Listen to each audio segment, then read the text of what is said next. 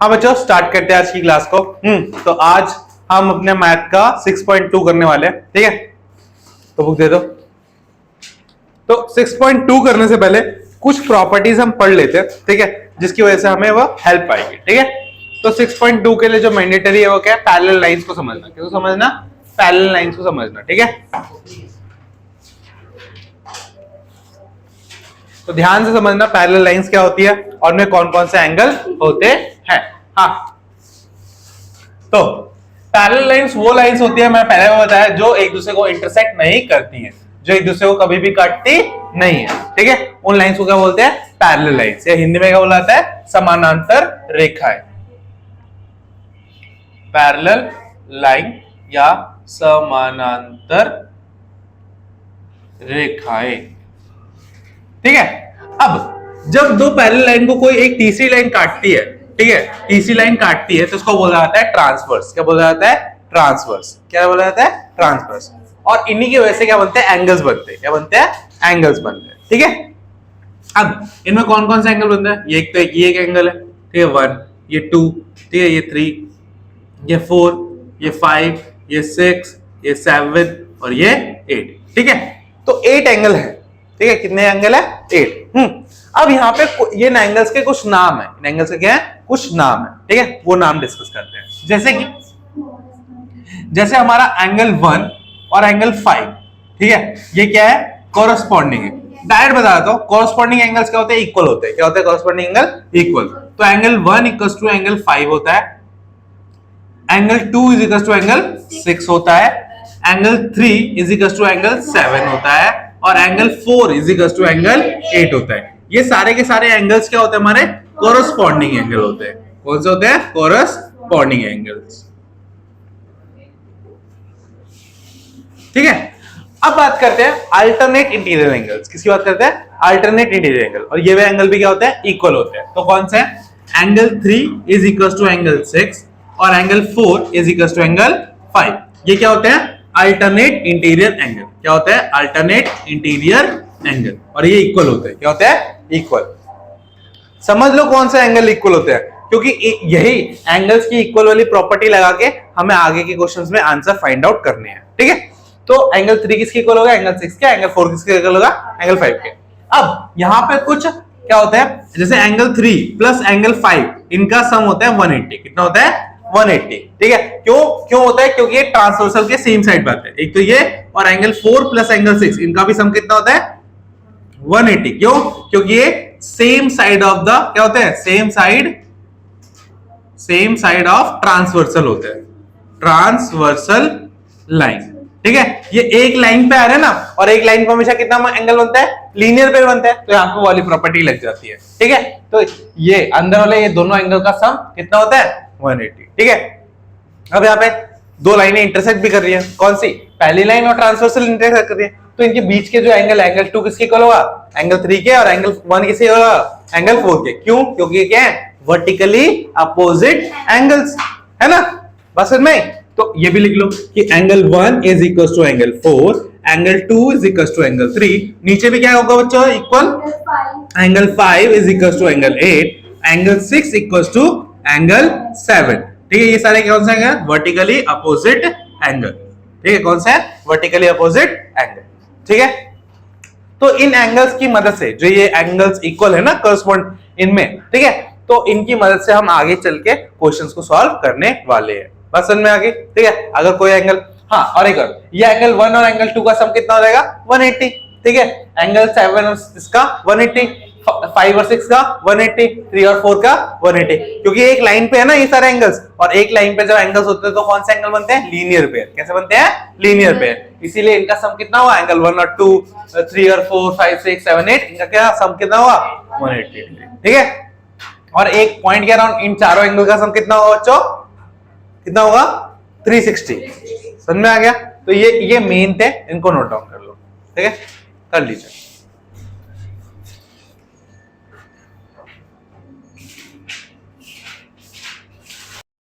हाँ बच्चों, अब आगे देखते हैं कुछ क्वेश्चंस को, ठीक है। मिटाऊं ये, ठीक है। तो तो इन प्रॉपर्टीज को याद रखना बच्चों, क्योंकि इन्हीं प्रॉपर्टीज का यूज करके हम अभी क्वेश्चन सॉल्व करने वाले हैं, ठीक है।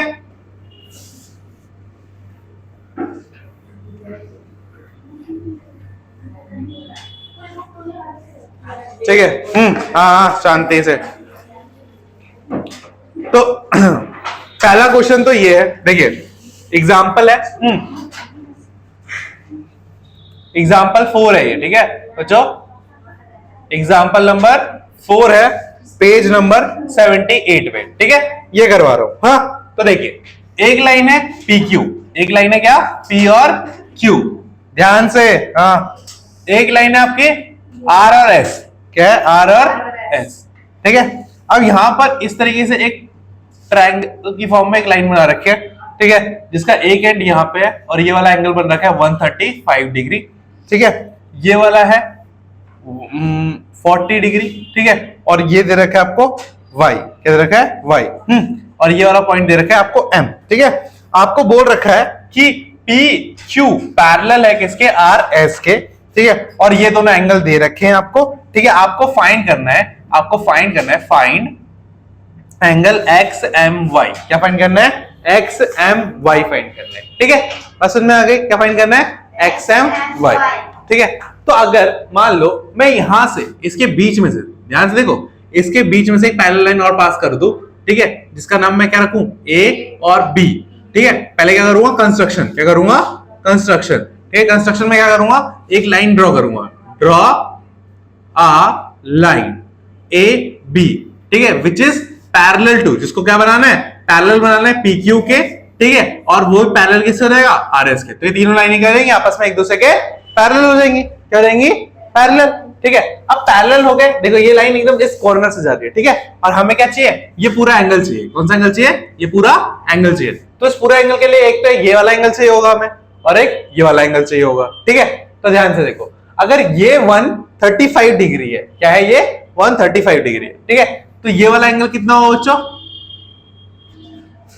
ये वाला एंगल और ये वाला एंगल क्या है, इक्वल है ना, क्यों, क्योंकि अल्टरनेट इंटीरियर एंगल है ना।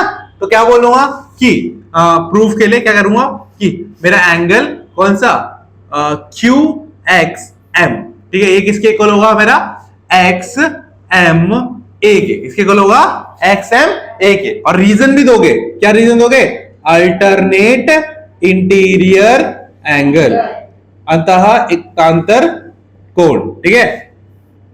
बात समझ में आ गई, ये इसके इक्वल, तो ये 135 है, तो ये भी कितना हो गया, एक्स एम में कितने इक्वल हो गया, 135 डिग्री है। तो ये कितना हो गया बच्चों, 135, ठीक है। अब बच्चों मान लो अगर ये 135 है, तो यहाँ पे टोटल एंगल कितना बनेगा, 180, बोला था ना, ये वाला एंगल और ये वाला एंगल कितना सम हो जाएगा, 180, ठीक है। तो ये वाला एंगल कितना हो जाएगा बच्चों, तो प्लस कर देते हैं, क्या है हमारा, X M A plus angle X M R is equal to कितना आ जाएगा, 180, क्यों, क्योंकि क्या है, लीनियर पेयर है, ठीक है। अब ये कितना एक्स एम है, 135 आ गया हमारा, ठीक है। और ये हमें पता नहीं है, ठीक है, और ये तो पता करना है हमें, ठीक है। तो X M R is equal to क्या आ जाएगा, 180 माइनस 135, तो एक्स एम आर कितना रहेगा बच्चों, 45 डिग्री है ना, 45 डिग्री आ गया, ये 45 हो गया, ठीक है। अब देखो ये 40 है, तो ये वाला कितना होगा बच्चों, 40, क्योंकि क्या है, ये दोनों पैरेलल लाइन है, इनके बीच में ट्रांसवर्सल है, तो ये वाला एंगल और ये वाला एंगल क्या होगा, सेम। तो यहां पे क्या लिखेंगे कि एंगल हमारा बी एम वाई किसके इक्वल हो जाएगा, हमारा एंगल एम वाई आर के, क्या रीजन है, अल्टरनेट इंटीरियर एंगल। तो ये एम ये तो हमें पता नहीं है कितना है ना, बी एम वाई पता है क्या, बी एम वाई, ये वाला एंगल पता नहीं है, बट ये वाला एंगल तो पता है कितना है, 40 डिग्री। तो ये एंगल क्या हो गया, 40, चलो ये भी आ गया। हाँ, अब देखो हमें फाइंड क्या करना था, एक्स एम वाई। तो अगर एक्स एम वाई देखे, एक्स एम वाई, तो ये दो एंगल से मिलकर बना है, एक्स एम बी से, किससे बना है, एक्स एम बी से, ठीक है। आर मैंने किसे, अरे ये आर नहीं होगा बच्चों, ये बी होगा, ये बी होगा बच्चों, तो भाई अभी लिख रहे थे आप, तो ये वाला बी होगा ना। अरे ये वाला, ये देखो एक्स एम बी 180 बनेगा ना, हाँ, तो ये एक्स एम बी होगा, ठीक है। तो जो हमारा एक्स एम वाई है वो दो एंगल से मिलकर बना है, एक है एक्स एम बी और एक है बी एम वाई, है ना, इन दोनों से मिलके बना है। एक तो ये एंगल है और एक तो ये एंगल है, तो क्या है, एक है एक्स एम बी प्लस एक है क्या, B Y, B M Y, B M Y. ये कितना डिग्री आया बच्चों, 45 डिग्री। ये कितना आया 40, तो दोनों को प्लस करके कितना आया 85। तो एक्स एम वाई कितना एंगल आ गया हमारा 85। ठीक है, तो ये हम आपका आंसर है। ठीक है, नोट करिए। तो इस तरीके से आपको प्रॉपर्टीज का यूज करके आंसर को फाइंड आउट करना पड़ेगा। ठीक है बच्चों, क्लियर है? हाँ ठीक है, नोट करिए उसको। आरएस की बुक देना मेरे को। अब देखो आगे, नेक्स्ट क्वेश्चन देखते हैं। अब एक क्वेश्चन, हाँ, एक्सरसाइज का फर्स्ट। ठीक है, कुछ क्वेश्चन मैं करवा रहा हूं, बाकी आपके लिए होमवर्क रहेगा। ठीक है,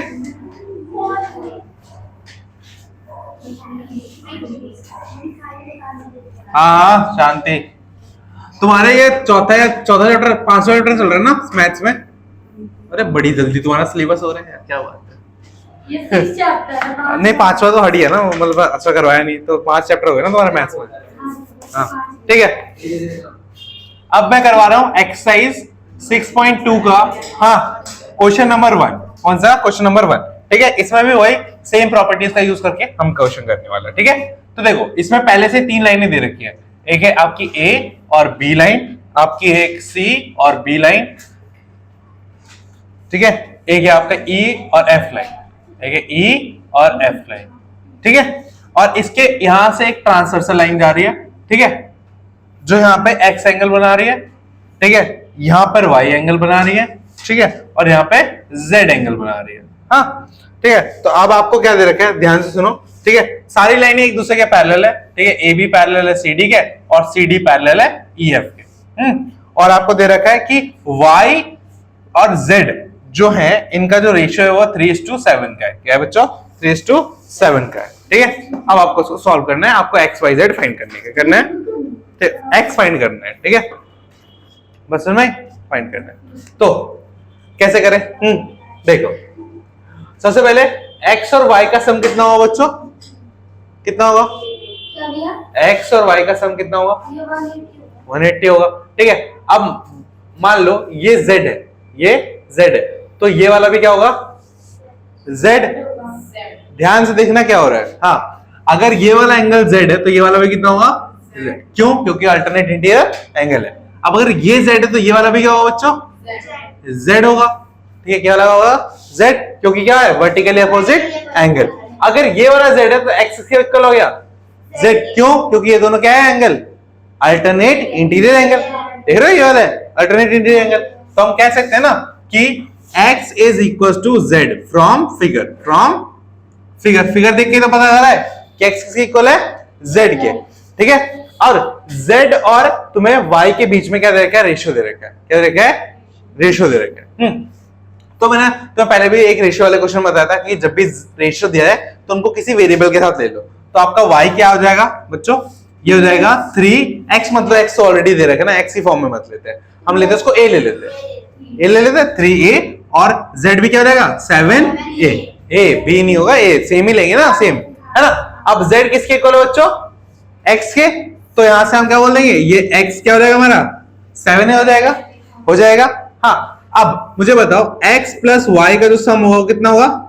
180, क्योंकि ये क्या है? ट्रांसवर्सल के सेम साइड पे है ना, ट्रांसवर्सल सेम साइड, और सेम साइड में होंगे तो क्या होगा? 180 होगा। हाँ, अब तुम्हारा x कितना है? 7 है। x कितना है?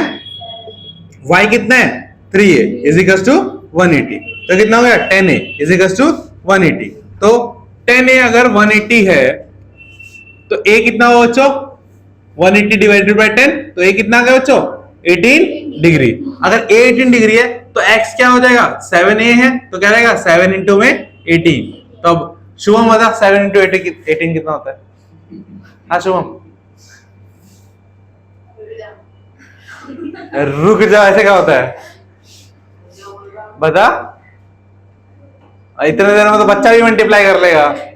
हाँ जितने होता कितना मल्टीप्लाई कर रहा है, देखो। हाँ कितना?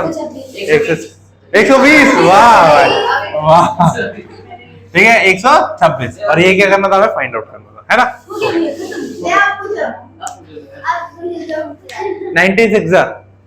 19 कर जल्दी हाँ चलो नोट डाउन करो यहाँ पे हाँ। इतने देर तो कोई और मल्टीप्लाई कर लेता। हाँ तो देखो इस क्वेश्चन को एक और तरीके से कर सकते हैं। मैं तुम्हें कोरस्पॉन्डिंग एंगल भी बता दे। तो ये वाला एंगल और ये वाला एंगल कैसा है कोरस्पॉन्डिंग, तो डायरेक्टली तुम इसको z के इक्वल दिखा सकते हो ना। तो ये अगर z है तो ये भी z होगा। और फिर यहाँ पे क्या बोलते थे ये दोनों क्या है अल्टरनेट इंटीरियर एंगल। ठीक है ये भी कर सकते हो। बात समझ में आ गई। हाँ समझ में आ गया बेटा। दो प्रॉपर्टी का यूज करना है ओल्ड बुक में फर्स्ट क्वेश्चन है वो भी करा दो। नहीं वो फिर अलग प्रॉपर्टी पे है इसीलिए हटा दिया उसको। ये एग्जांपल 5 पे बनते हैं देख के बताइए। तो बता दो एग्जांपल। हाँ तो अब इस चैप्टर का एक सबसे इंपॉर्टेंट क्वेश्चन जो हर बार पेपर में आता है वो है इसका क्वेश्चन नंबर 2। ठीक है क्वेश्चन नंबर 2। ठीक है क्वेश्चन नंबर 2 बहुत इंपॉर्टेंट है और हर बार पेपर में आता है मोस्टली। ठीक है पेपर में आएगा तुम्हें नहीं आएगा बस। डिजिट क्या यही रखेंगे फिर भी नहीं आएगा तुम्हें। अबे तुम अभी देखना तुम अभी जब तुम्हारा मिड टर्म टेस्ट होगा ना तो उसमें पता चल जाएगा तुम्हें तुम कितने पानी में हो। ये पेपर ही ऐसा बनाते हैं एक भी कुछ भी कर दिए। मैं बनाऊंगा ना पेपर तो अच्छा तो उसमें पता चल जाएगा। स्कूल वाले पेपर दिया आप बनाओगे। स्कूल वाले नहीं स्कूल जैसा मैं हूँ। हमारा नंबर लेने जो बता देगा। हाँ तो देखो ये है। हाँ तो अब देखो यहाँ पे क्या देखा है कि ए बी जो है वो पैरेलल दे रखा है सी डी के और ये दे रखा है ई एफ जो है ये ई एफ जो है वो क्या है परपेंडिकुलर है सी डी के ऊपर। ठीक है आपको एंगल दे रखा है जी ई डी क्या दे रखा है जी ई डी 126 डिग्री। आपको फाइंड करना है 3 एंगल्स। ठीक है फाइंड करना है एक तो ए जी ई एज फाइंड करना है। ठीक है एक जी ई एफ फाइंड करना है। ठीक है और एक फाइंड करना है एफ जी ई। ये 3 एंगल फाइंड करने हैं। ठीक है इतनी सी डिटेल्स दे रखी है। ठीक है बस करें स्टार्ट। ये दूसरे क्वेश्चन का पहला है। ये दूसरा है एक्सरसाइज का सेकंड क्वेश्चन है। अच्छा ये ए है। ठीक है अब सुनो। हाँ तो हमें जीईडी दे रखा है क्या दे रखा है जीईडी ये पूरा एंगल दे रखा है ना। तो पहले जीईडी से स्टार्ट करते हैं। तो एंगल जीईडी है वो 2 एंगल से मिलकर बना है। बता सकते हैं कौन सा एंगल है। एक है जीईएफ और एक है एफईडी है ना। तो क्या लिखूंगा जीईएफ प्लस एंगल एफईडी। ठीक है अब ये कितना डिग्री देखा है 126 और जीईएफ हमें ढूंढना है ना। ये तो पता ही नहीं हमें। हाँ और एफईडी कितना है बच्चों 90 डिग्री। तो जीईएफ कितना हो जाएगा बच्चों 126 माइनस में 90 डिग्री तो कितना आ गया बच्चों 36 डिग्री। तो जीईएफ कितना आ गया बच्चों हमारा 36। ठीक है अब हमें फाइंड करना है ए जी। अब एक बात बताओ मुझे बच्चों कि अगर ये पूरा कितना है हमारा 126 तो ये पूरा कितना होगा हमारा 126 क्यों होगा अल्टरनेट इंटीरियर एंगल। समझ में आ गया।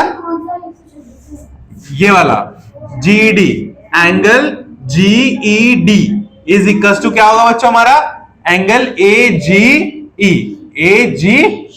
ठीक है क्यों क्योंकि ये क्या है अल्टरनेट इंटीरियर एंगल। ठीक है अल्टरनेट इंटीरियर एंगल ढूंढने का एक और तरीका बताता हूं। अगर कहीं पे भी आपको z दिखे क्या दिखे z तो ये वाला एंगल और ये वाला एंगल देखो यहाँ पे भी z बन रहा है ये आया और ये तो ये वाला एंगल और ये वाला एंगल क्या होगा हमेशा इक्वल। ठीक है तो z ढूंढना जहां पे भी z बन रहा है वो एंगल क्या होंगे आपके क्या होंगे ए आई ए मतलब अल्टरनेट इंटीरियर एंगल। तो अब देखो जीईडी कितना देखा बच्चों 126 तो एजीई कितना है बच्चों आपका 126 तो एंगल एजीई कितने के इक्वल आ गया। तो 2 फाइंड हो गया हमारे पास जीईएफ हो गया और ये हो गया। अब हमें फाइंड करना है एफजीई तो एफजीई। ठीक है तो मुझे बताओ बच्चों अगर इस पूरे एंगल पे ठीक है ध्यान से देखो ये पूरा है ना। तो अगर मैं यहाँ पे क्या बोल सकता हूँ कि ये जो एंगल होगा मेरा 180 हो सकता है क्योंकि स्ट्रेट लाइन पे है। ठीक है तो मैं क्या बोलूंगा मेरा angle A G E plus angle F G E is equal to कितना होगा 180 डिग्री। क्यों बच्चों? क्योंकि ये क्या है, लीनियर पेयर। एक एंगल, एक लाइन पे टोटल एंगल कितना होता है 180 डिग्री। तो अगर मान लो एक सब कुछ नहीं है तो ये स्ट्रेट लाइन है और यहाँ पे एक रे बन रही है ना, तो ये पूरा एंगल कितना हो गया 180। तो ये वाला एंगल दे रखा है, ये वाला एंगल हमें नहीं दे रखा, ठीक है। तो ए जी कितना है 126 degree plus F G E ये पता नहीं है तो 180 डिग्री। तो F G E is equal to 180 degree minus में 126। तो F G E is equal to कितना होगा बच्चों? 36 होगा। नहीं भी आप मानते हैं, नहीं भी आप 54 कितना होगा 54 डिग्री, ठीक है। ये इंपॉर्टेंट क्वेश्चन है, ठीक है, इसको नोट कर लो और मोस्ट इंपॉर्टेंट क्वेश्चन है ये पेपर में आते ही है, ठीक है। नोट डाउन करो, नोट डाउन करिए। हाँ तो लास्ट क्वेश्चन है, उसके बाद जितने क्वेश्चन बच जाएंगे वो सारे आपके लिए होमवर्क है, ठीक है। तो अब मैं करवा रहा हूं आपको फोर्थ क्वेश्चन। कौन सा क्वेश्चन करवा रहा हूं? फोर्थ वाला, ठीक है। थर्ड आप करोगे, एक दो क्वेश्चन तो आपके लिए होमवर्क छोड़ूंगा। थर्ड वाला वही पैरेलल लाइन वाली प्रॉपर्टी से हो जाएगा इजीली, ठीक है, करके लाना। अगर डाउट होगा तो नेक्स्ट क्लास में हम बता देंगे उसको, ठीक है।